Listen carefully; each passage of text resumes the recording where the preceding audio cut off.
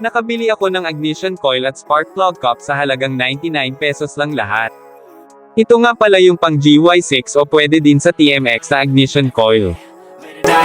Not okay, all I want, and I pray, all I need are some better days. Fuck me, I'm looking in the mirror, so foggy. 88 pesos ko nga lang pala nabili yan, madami din kayong mapagpipili ang ignition coil dyan, check nyo na lang sa description yung link.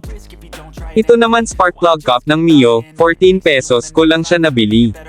Don't think that my head's on straight, gotta flip it and grip it and go and get an x-ray.